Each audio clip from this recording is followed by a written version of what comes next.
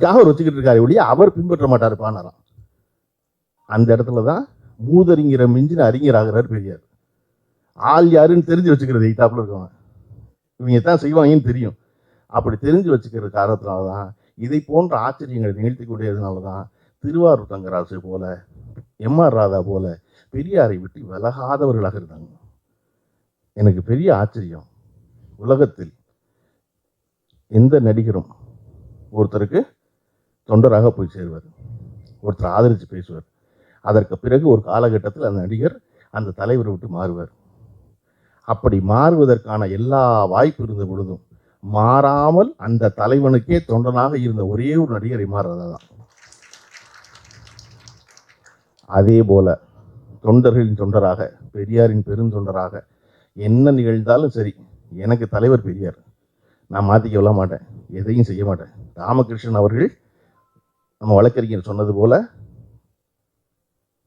அண்ணன் திருவாரூர் தங்கராசு அவர்களுக்கு பல்வேறு மாற்று கருத்துக்கள் திராவிட கழகத்தில் ஏற்பட்ட பொழுது எல்லாரும் வேற வேற பக்கம் போகிறாங்க. இவர் எல்லோரும் குறிப்பிட்ட புத்தகத்தில் கோவை ராமகிருஷ்ணன் அவர்களை பற்றியே முதல்ல எடுத்தோன்னே முரணா தான் எழுத ஆரம்பிக்கிறார் திருவாரூர் தங்கராசு அவர்கள். ஆனால் முரணா எழுத ஆரம்பிச்சவர் அந்த அத்தியாயத்தை முடிக்கும் போது, இராணுவ வண்டியை போய் நீ பாட்டுறார் ராமகிருஷ்ணன், இது பெரியாருடைய சட்ட நகல் எரிப்பை விட கடுமையான காரியம் அப்படின்னு சொல்லி முடிக்கிறாரு.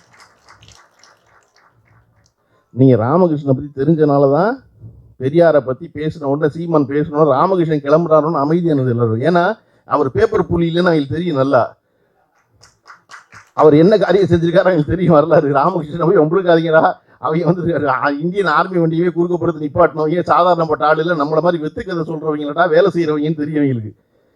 ராமகிருஷ்ணன் அவர்கள் தன் வாழ்க்கையில் செய்கிற பணிகளில் ரொம்ப சிறந்த பணி திருவாரூர் தங்கராசு அவருடைய 100ஆண்டு விழாவை முன்னெடுத்து நடத்துவது. ஏன்னா இந்த இயக்கத்தின் தத்துவங்களை இவர்கள் எல்லாம் பரப்பி கொண்டிருந்தார்களோ அவர்களை எல்லாம் தொடர்ச்சியாக மக்கள் மத்தியில் பரவ செய்வது என்பது ஒரு தொடர் பணி. அந்த பணியை செஞ்சுக்கிட்டு இருக்க ராமகிருஷ்ணனுக்கும் இயக்க தோழர்களுக்கு வாழ்த்துக்கள். இந்த சினிமாவை பற்றியும் இரத்தக்கண்ணீர் பற்றியும் பேசும்போது எனக்கு இருந்த ஒரே ஒரு ஆச்சரியம் என்ன அப்படின்னா, அந்த படத்துக்கு எடுத்த உடனே எம்ஆர் ராதா அவர்கள் ஒன்றுமே சொல்லாமல் அந்த நாடகத்தை படமாக எடுக்கணும்னு சொன்னோன்னே கண்டிப்பாக நடிச்சிட்றேன், ஆனால் எனக்கு 1,01,000 சம்பளம் கொடுங்க.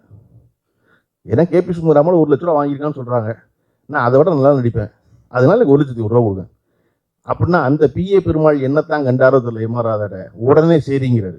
இதெல்லாம் நடக்கிறது 1952. இன்னும் பராசக்தி படம் முடியாத பொழுது பேச்சுவார்த்தை நடக்குது. 1 லட்ச ரூபா சரின்னுறாரு, எம்ஆர் ராதாவும் சம்மதிச்சிடுறாரு, நடிச்சிட்றேன் அப்படின்ட்டு. இப்போ நம்ம திருவாரூர் தங்கராசு ரைட்டருக்கு ஒரு குழப்பம், நம்ம எவ்வளோ கேட்குறதுன்னு இருக்கும்ல. நடிகனுக்கு கம்பேரிசன் நடிகன், அதனால 1 லட்ச ரூபா கேட்டாச்சு.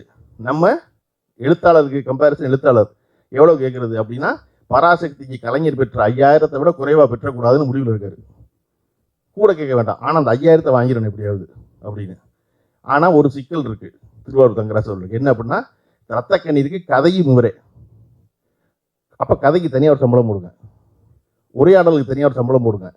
எம்ஆர் ராதா என்ன சொல்கிறாங்க, நீ கூட இருக்கணும் படம் பூரா, கிட்டத்தட்ட ப்ரொடக்ஷன் மேனேஜர் மாதிரி அப்படின்னா தயாரிப்பு நிர்வாகிக்கு ஒரு சம்பளம் போடுங்க, 3 சம்பளம் தனித்தனியாக போட்டு கொடுங்க அப்படின்னு பிஏபி இவங்கள்ட்ட பேச்சுவார்த்தை சொன்னேன். பிஏபி பெருமாள் பிஏ பெருமாள் என்ன நினைக்கிறாரு, பிஏபி ஐயா இதனை நம்ம எம்ஆர் ராதா சமாளிச்சிடல போகிறோம், திருவாரூர் தங்களை சமாளிக்க முடியாது அப்படின்ட்டு இதெல்லாம் சரியாக வர ஒன்றும் சரியாக வரான்னு சொல்லாமல் அவரும் டேரக்டர் கிருஷ்ணன் பஞ்சும் டெய்லி போய் ஏதாவது இங்கிலீஷ் படத்தை பார்த்துட்டு வந்து அந்த சீனை தூக்கி இதில் வச்சுக்கலாம், இந்த சீனை தூக்கி இதில் வச்சுக்கலாங்கிறது. திருவாரூர் தங்கராசுக்கு என்ன அப்படின்னா வந்து நான் தான் எல்லா சீனும் வச்சிருக்கேன், சீன் இல்லாதவன் கதைக்கு தான் போய் நீ இங்கிலீஷ் படத்தை வருதுன்னு சொல்லணும், என் படத்துக்கு ஏன் இங்கிலீஷ் படத்தை வருதுன்னு சொல்கிறீங்க அப்படி கோபத்தில் நான் போகிறப்ப ஊருக்குன்னு இருக்காரு. அவர் உடனே எப்படி அவரை கல்ட்டி விட நினச்சிருந்தது பிஏபி என்ன மட்டும் எம்ஆர் ராதா நடிகர் இருக்கார்ல, தயாரிப்பட எப்போ என்ன நினைப்பார், நடிகர் இருந்தால் போதும் நினைப்பார்ல அப்படின்னு நினைச்சவர். சரி இந்த கதையை வாங்கிட்டுருவோம், திருவாரூர் தங்கராசு அனுப்பிச்சுருவோம் விட்டு சேப்பா அவர்கிட்ட வண்டி இதை அனுப்புங்கப்பா அப்படின்னு அனுப்பிச்சாச்சு. வந்த எம்ஆர் ராதா என்ன சொல்கிறாரு பிஏ பெருமாள்கிட்ட, அண்ணே உங்ககிட்ட பணம் இருக்குது, எங்கிட்ட நடிப்பு இருக்குது, ஆனால் எழுத்து திருவாரூர் தங்கராசு இருக்குது, அதனால போய் கூட்டுவாங்க அப்படின்னு மறுபடியும் போய் கூட்டு சமாதானப்படுத்தி கூட்டு வருது. இப்போ தான் சொல்கிறார் என்னை விமானத்தில் கூட்டு வருவார் எம்ஆர் ராதா, விமானத்தில் வந்தால் பணம் 30 ரூபா டிக்கெட். இப்போ வந்தால் பிஏபி எந்த பிஏ பெருமாள் கோச்சுட்டு அனுப்பிச்சாரோ அந்த பெருமாளே காரணம் போவார். இப்போ திருப்பி வர, திருப்பி பேச்சு, திருப்பி மறுபடியும் சம்பளம், திருப்பி பிரச்சனை, திருப்பி போக அப்படின்னு படானுங்கிறதுக்கு முன்னாடி பிஏ பெருமாள்கிட்ட கோச்சுக்கிட்டு திருவாரூர் தங்கராசு 4 தடவை போயிருக்காரு. போயாச்சு வந்தாச்சு, அதுக்கப்புறம் ஓகேன்னு சொல்லி ஒரு சீக்கிரம் வந்து பேசி ஈசி படமாக ஆரம்பிச்சாச்சு. படம் ஆரம்பிச்சு முடியும் கிட்டத்தட்ட 1.5 வருஷம். அந்த காலத்தில் மெதுவாக நடக்கும் படம் ஃபிலிம் எல்லாம் வந்து இதில் வாங்கணும், தணிக்கையில் வாங்கணும். வாங்கி எடுத்து 1.25 வருஷம் ஆச்சு, முடியலை. இன்னும் கிளைமேக்ஸ் மிச்சம் இருக்குது, ஓரிரு காட்சிகள் இருக்குது. எம்ஆர் ராதா மறுபடியும் நாடகம் கூட கிளம்பிட்டார். டேட்டே கிடைக்கல. பிஏ பெருமாளுக்கு என்ன செய்யறதுன்னு தெரியல. திருவாரூர் தங்கராசுக்கு என்ன செய்யறதுன்னு தெரியல. படம் நிற்கிது. வெளியே வந்தால் தான் அதற்கான புகழை அடைய முடியும். அப்போ திருவாரூர் தங்கராசு என்ன பண்ணுறாரு, சரி நம்ம போய் ஐயாட்ட சொல்லுவோம். யார்கிட்ட? பெரியார்கிட்ட. சொல்லும்போதே அவருக்கு தோணுது மனசுக்குள்ளே, ஒரு சினிமா பஞ்சாயத்துக்கு பெரிய மனுஷனை கூப்பிட்றதா அப்படின்னு. ஆனால் இந்த எம்ஆர் ராதா இருக்கார் பாருங்க, அவர் யார் சொன்னாலும் கேட்க மாட்டார். ஒருத்தர் சொன்னால் மட்டும் எல்லாத்தையும் கேட்பார். அது யாருன்னா பெரியார். அப்போ இந்த பஞ்சாயத்து அவர் தான் கொண்டு போகணும்னு சொல்லி பெரியார்கிட்ட போய், நான் இந்த மாதிரி தயாரிப்பாளர்களை பார்க்கணுங்கிறாருன்னா வர சொல்லுங்கிறாரு. வர்றாரு. அவருடைய எளிமையை கண்டு பெரியார் வியக்கிறாரு. வியந்திருக்கிறத என்னங்கன்னு கேட்டால், 1 லட்ச ரூபா கொடுத்துட்டேன், வாங்கிட்டாரு, இன்னும் 25,000 கேட்குறாரு நடிக்கிறதுக்கு எம்ஆர் ராதா அப்படிங்கிறாரு. நாசமாக போச்சுங்கிறார் பெரியார். 1 லட்ச ரூபா கொடுத்தே அதிகம், 25,000 கேட்குறாரா? சரி நான் வர சொல்கிறேன், நீங்கள் அந்த பணத்தை கொண்டு எங்கிட்ட கொடுத்துருங்க, நடித்து முடிச்சோன்னு நான் கொடுக்குறேன். ஏன்னா அவருக்கு என்ன சந்தேகம்னா, வாங்கிட்டு எம்ஆர் ராதா மாதிரி நடிக்க வரலைன்னா நம்ம வாக்கு கொடுத்துட்டோம், கூட்டம் 2 அப்படின்னு இந்த பணத்தை கொண்டு எங்கிட்ட கொடுத்துரு, ராதா நடித்து முடிச்சோன்னா நான் உனக்கு கொடுத்துட்றேன் பணத்தை. சரிங்கன்ட்டு ஓகேன்னு சொல்லியாச்சு.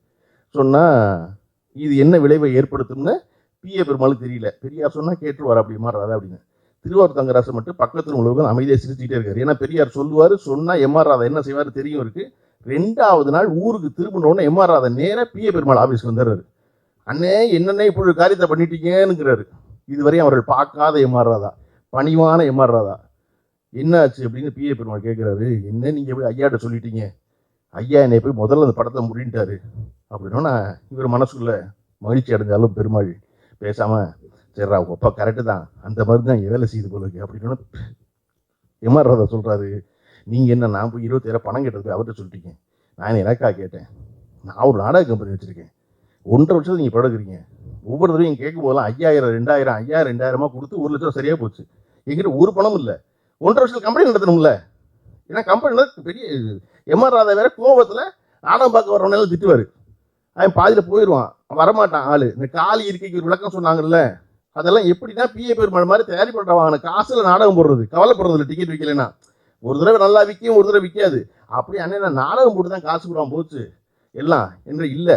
அதுக்காகத்தான் 25,000 கேட்டேன், நீங்கள் அதை போய் பெரியார்ட்ட கொடுக்குறேன்ட்டீங்க, பெரியார்ட்ட கொடுத்தா எப்படி நான் போய் பெரியார்ட்ட கேட்குறது அப்படின்னொன்னே பெருமாள் சொல்கிறாரு பாருங்க, நான் உங்களுக்கு தானே 25,000 கொடுத்துறேன்.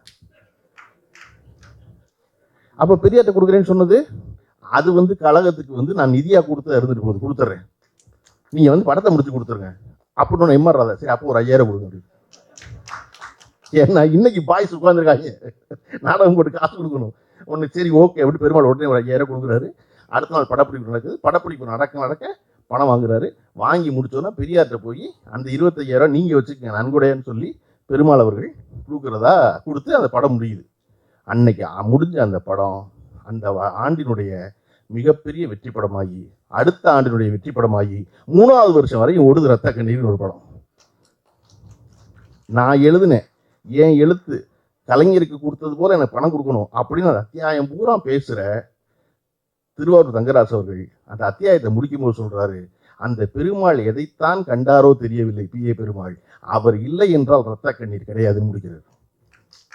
அவர் தான் பணம் போட்டவர், அவர் தான் அடம் முடிச்சவர், அவர் தான் போய் நாடகத்தை எடுப்போம்னவர், அவர் தான் சண்டை போட்ட திருவாரூர் சமாதானப்படுத்தினவர், அவர் தான் எம்ஆர் ராதாக்கு 25,000 கூட கொடுத்தவர், எம்ஆர் ராதா பஞ்சாயத்து தீர்த்ததுக்காக பெரியாருக்கு 25,000 கொடுத்தவர்.